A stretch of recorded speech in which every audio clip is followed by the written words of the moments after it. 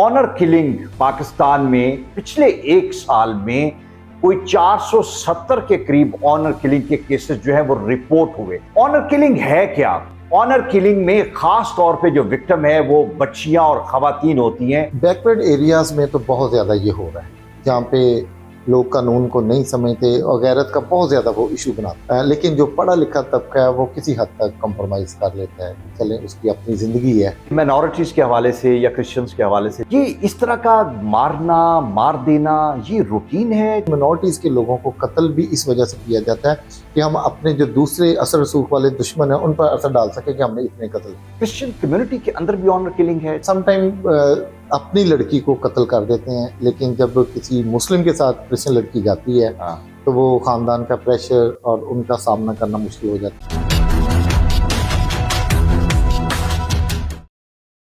हमारे माशरे के पास इश्यूज ऐसे हैं जिस पे शर्म की इंतहा फील होती है कि आज के टाइम और वक्त में जहां पे दुनिया बहुत आगे चली गई है, जहां पे लोगों को कानून के हवाले से ज्यादा अवेयरनेस है, मजहब आपको डिफरेंट किस्म की तरबियत देता है, लेकिन इसके बावजूद हम रवायात को लेके चलते हैं और वो रवायात भी ऐसी कि जिससे आदमी बहुत शर्मिंदा होता है। ऑनर किलिंग पाकिस्तान में इस तरह का जुर्म है कि जिसके बारे में यह कहा जाता है कि पिछले एक साल में कोई 470 के करीब ऑनर किलिंग के केसेस जो है वो रिपोर्ट हुए। रिपोर्ट होने का मतलब यह है कि ये इंसिडेंट हुए और पुलिस तक इनकी रिपोर्ट पहुंची, लेकिन ह्यूमन राइट कमीशन ये कहता है कि ये केसेस 1000 से ज्यादा है, रिपोर्ट कम हुए। ऑनर किलिंग है क्या? ऑनर किलिंग में खास तौर पे जो विक्टिम है वो बच्चियां और खवातीन होती हैं, और जब वो वालदैन या बहन भाइयों की मर्जी से हट के शादी करती हैं, या अगर शादी हो गई और वो डिवोर्स लेना चाहती हैं, या वो अपने खावंद के साथ नहीं रहना चाहती, या किसी मर्द के साथ दोस्ती हो गई, या आपको उनके कपड़े पहनने पे, उनकी जॉब पे, उनके बाहर निकलने पे एतराज है। हमारे यहाँ पे कंदील बलोच का केस जो है उसने पाकिस्तान की सोसाइटी को और इस दकियानूसी सोच को बहुत एक्सपोज किया, और फिर पता ये चला कि हमारे तो कवानीन जो हैं वो भी शायद काफी नहीं है। 2004 में ऑनर किलिंग के हवाले से कानून साजी की गई और 302 की दफा जो है उसके अंदर इसको इनकॉर्पोरेट किया गया, लेकिन फिर भी यही था कि it is a compoundable offence. Compoundable offence का मतलब यह है कि वालदैन या बहन भाई जो हैं वो माफ कर सकते हैं, लेकिन कंदील बलोच के केस पे 2016 में दोबारा अमेंडमेंट की गई और इसको नॉन कंपाउंडेबल कहा गया कि ऑनर किलिंग जो है ये नॉन कंपाउंडेबल है। लेकिन बदकिस्मती फिर कि कंदील बलोच का भाई जो उसका मर्डर था वो फिर भी बच निकला, इसलिए कि जज साहब ने ये कह दिया कि ये ऑनर किलिंग नहीं थी। बहन को मार दिया लेकिन ऑनर किलिंग नहीं थी। ये वाकयात नहीं रोक रहे। जिस तरह मैंने ये कहा कि पिछले एक साल में 470 वाकयात जो हैं वो रिपोर्ट हुए हैं, और उनमें से एक बहुत रीसेंट है, बहुत रीसेंट है। और शायद इसलिए जो यहां पे मारने वाले थे उनकी इज्जत उन्होंने अज्यूम किया कि बहुत खतरे में चली गई कि बच्चा जो था वो क्रिश्चियन था और बच्ची जो थी वो मुसलमान थी। इसकी डिटेल में डिस्कस करने के लिए मेरे साथ सलीम इकबाल हैं। Salim, thank you very much for your time. Thank you so much. हमेशा आप इस तरह के जो इश्यूज हैं उसको आप इंटरेस्ट लेते हैं और जो फैमिली से उनको सपोर्ट भी करते हैं, which is very good in a way. वाकया हुआ क्या, थोड़ा सा इसकी बैकग्राउंड हमें बताएं। Thank you so much. आज के प्रोग्राम में मेरे लिए ऑनर की बात है कि ये इस इशू पे हम बातचीत कर सकें। अलमास भाई, हुआ ये था कि इन दोनों की, अदनान नामी लड़का और फरा जो है जिसकी उम्र 16-17 साल और अदनान 18-19 साल जिसकी उम्र है, इन दोनों की आपस में दोस्ती थी।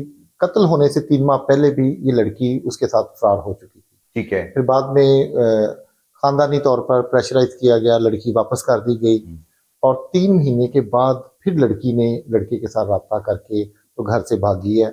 और घर से भागने के बाद वो जो लड़का था अदनान, पता नहीं था किस जगह पे है, क्योंकि वालिदैन ने भी उसे एक फर्क जगह पे रख दिया था। ये वाकया, मैं आपकी बात काट रहा हूँ, ये वाकया है किस जगह का? ये थाना काना की हदूद में है, एक गाँव। हाँ जी, थाना काना की हदूद में जो गाँव है सादो की, वहाँ का ये वाकया है।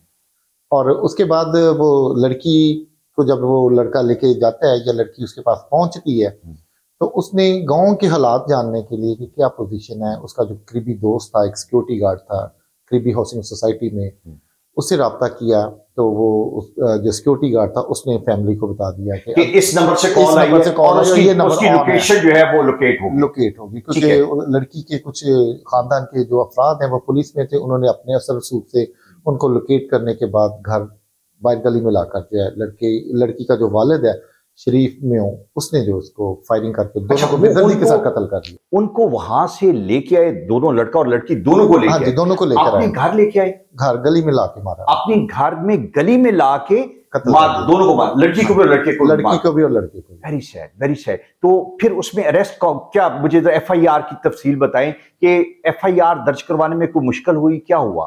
एफआईआर नहीं, ऐसा कोई ऐसी मुश्किल तो नहीं हुई क्योंकि डबल मर्डर था और पुलिस और इंतजामिया सब हरकत में आ चुके थे और फिर मुलजिम को गिरफ्तार किया असले के साथ। और अब ये सूरत हाल जो उसकी करंट पोजीशन है, मुलजिम को गिरफ्तार करने के बाद उसने इतराफ़ जुर्म भी कर लिया, ठीक है, जो लड़की का वालिद था फरा का शरीफ में हो, और अब जो है मुलजिम जेल में है और चलान जो है चलान दिया गया। मुझे ये बताएं कि जो लड़का है उसकी फैमिली जो है, जाहिर है जो क्रिश्चियन फैमिली से हैं, गांव में रहती हैं, तो वो हमेशा ज़ेरे अताब ही रहती हैं। जी डेफिनेटली। जो लड़की की फैमिली है, अब उनका रवैया कैसा है लड़के की फैमिली के साथ? कोई अभी भी डर खौफ है? उन्होंने लड़का तो मार दिया, अपनी लड़की मारी, उनका भी लड़का मार दिया, लेकिन वो नफरत खत्म नहीं होती, वो नफरत आपकी खानदान के लिए भी उसी तरह होती है।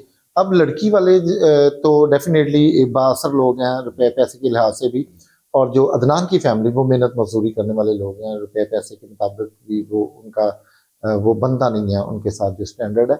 और अब मामला ये कि ख़ानदान जो है अदनान का वो खौफ हिरास की फिजा में है कि अब शायद हमारे उन्हें सुलह के लिए प्रेशराइज किया जाएगा, अगर सुलह नहीं करेंगे तो फिर एक आध बंदा उनका और भड़का दिया जाएगा। अच्छा, ये पॉसिबिलिटी, मुझे ये बताएं, यूजुअली मैं जानना चाह रहा हूँ कि माइनॉरिटीज़ के हवाले से या क्रिश्चियंस के हवाले से जहाँ हम बात ये करते हैं कि जो उनके साथ ओप्रेस्ड फैमिलीज हैं, ये इस तरह का मारना मार देना ये रूटीन है, जब जहाँ पे फैमिलीज आपकी बात नहीं मानती या आप जो कहना चाहते हो करवाना चाहते हो वो नहीं होता?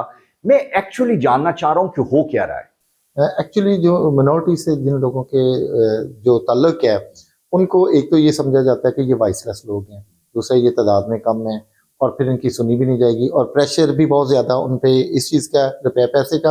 और सम टाइम ये कि मिनॉरिटीज़ के लोगों को कत्ल भी इस वजह से किया जाता है कि हम अपने जो दूसरे असर रसूख वाले दुश्मन हैं उन पर असर डाल सके कि हमने इतने कत्ल किए, और बाद में थोड़े बहुत पैसे दे के या तो सुलह कर ली जाती है या प्रेशराइज करके सुलह कर ली जाती है, और फिर ये कि कातिल जो वो दंदनाते हैं। मुझे ये बताएं, कमजोर तबका है ना। नहीं, मुझे ये बताएं, मैं जानना चाह रहा हूँ कि क्रिश्चियन कम्युनिटी स्टैंड क्यों नहीं लेती? आप कंप्रोमाइज क्यों कर देते हैं? मुझे जहां कहीं पता चलता है कि उनके साथ ज्यादती हुई, केस रजिस्टर नहीं हुए, चले हो गए किसी स्टेज पे, अल्टीमेटली थोड़ी देर बाद कंप्रोमाइज हो जाता है, सुलह हो जाती है, उसकी वजह क्या है? खौफ है, डर है? बिल्कुल धमकियां दी जाती हैं, वो कहते चलो एक तो चला गया है, अब मजीद हम नुकसान ना उठाएं। और फिर समटाइम जो मजहबी तालीम है वो माफ़ी पे बहुत ज़्यादा जो डिपेंड करते हैं कि भी मज़हब ने भी कहा कि एक दूसरे को माफ़ कर दो। लेकिन अभी पिछले दिनों एक लड़की के साथ गैंग रेप हुआ, 3 लड़कों को सजा हुई। ये लड़की क्रिश्चियन थी, 3 लड़कों ने रेप किया था उसके साथ और उम्र कैद की सजाएं हुई तीनों को। जो लोग खड़े होते हैं उनको इंसाफ मिल जाता है, लेकिन लोग लालच में आकर और खौफ में आकर सुलह कर लेते हैं। हम कमजोर हैं, हम बड़े लोग। मुझे ये बताएं कि ऑनर किलिंग जो है, हम देखते हैं कि हमारी जो मुसलमान फैमिलीज हैं उसमें तो बहुत ज्यादा है। ये चूंकि एक डिफरेंट नौयत का वाकया था कि लड़का क्रिश्चियन था और लड़की मुसलमान थी। क्रिश्चियन कम्युनिटी के अंदर भी ऑनर किलिंग है, जहाँ पे लड़का और लड़की दोनों जो है वो क्रिश्चियंस हों, या किसी क्रिश्चियन लड़की का कोई मामला हो तो वहां पे भी इसी तरह ऑनर किलिंग होती है। समटाइम अपनी लड़की को कत्ल कर देते हैं, लेकिन जब किसी मुस्लिम के साथ क्रिश्चियन लड़की जाती है तो वो खानदान का प्रेशर और उनका सामना करना मुश्किल हो जाता है। अपनी लड़की के लिए ये इकदाम उठा लेते हैं, लेकिन जो दूसरे मजहब के लोग हैं उनको कभी नहीं। ऐसे वाक़यात बहुत कम सामने आए। ऑनर किलिंग में, चूंकि आप सोशल एक्टिविस्ट हो, मुझे ये बताओ कि ऑनर किलिंग के बारे में हमेशा ये कहा जाता है कि जी ये हमारे घर का मामला है, यू आर नोबडी, आप कौन इंटरफेयर करने वाले थे। जहाँ पे लड़की को मारना तो एक्सट्रीम एक्ट है, लेकिन लड़की के साथ ज्यादती अदरवाइज बड़ी की जाती है, उसको घर के अंदर बंद कर दिया जाता है, उसको ज़दोकोब किया जाता है। डू यू थिंक कि ये चीजें वक्त के साथ कम हो रही हैं, ज्यादा हो रही हैं, या क्या है? हमारे यहाँ पे ये जहालत जो है ये कोई कोई डिक्रीज हो रही है या अभी भी उसी तरह जिस तरह माजी में थी? बैकवर्ड एरियाज में तो बहुत ज़्यादा ये हो रहा है, जहाँ पे लोग कानून को नहीं समझते और गैरत का बहुत ज़्यादा वो इशू बनाते हैं। लेकिन जो पढ़ा लिखा तबका है वो किसी हद तक कंप्रोमाइज़ कर लेता है कि चलें उसकी अपनी ज़िंदगी है तो छोड़ दिया जाए इसकी ज़िंदगी पे। पाकिस्तान में लाहौर में जो स्टैब्लिश एरियाज़ हैं वहाँ पे ऐसे वाक़यात होते हैं, जी। लेकिन उसको लोग बहुत ज़्यादा नहीं करते, लेकिन जो बैकवर्ड एरियाज़ अनपढ़ तबका है उनमें ये बहुत ज़्यादा है। शरीफ व्यू मिसाल बनेगा। जी। ख़ानदान को हौसला तो दिया है कि हम आपके साथ खड़े हैं, जस्ट वन टीवी आपको लीगल असिस्टेंस देने के लिए तैयार है।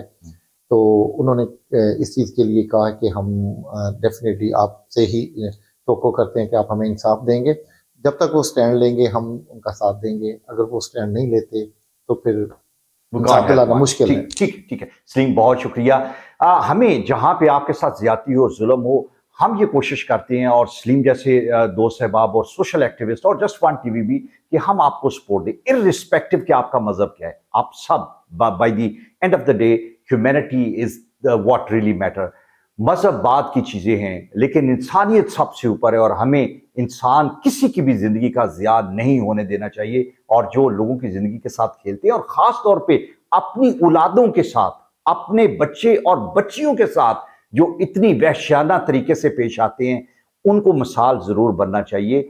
ये वो टाइम है, ये वो वक्त है जहां पे शायद आपको दरगुजर सीखना है, जहां पे आपने अपने बच्चों के साथ खड़े होना है। और अगर कहीं गलती हो गई है तो इस डर से कि आपका चाचा या आपका बाबा या आपके गांव का बंदा आपको क्या कहेगा, आपने अपनी औलाद को जाया नहीं करना। अगर आप ये नहीं समझ रहे तो फिर आपके साथ वही होना चाहिए जो कानून कहता है। और जिस तरह कानून में ये बात खत्म कर दी गई कि अब ये कंपाउंडेबल नहीं है, आप नहीं माफ कर सकते, रियासत के खिलाफ ये क्राइम है और रियासत आपको सजा जरूर देगी। और ऑनर किलिंग में अब सजा है। मैं अलर्ट करना चाहता हूं कि आप कभी भी नहीं बच सके। Thank you.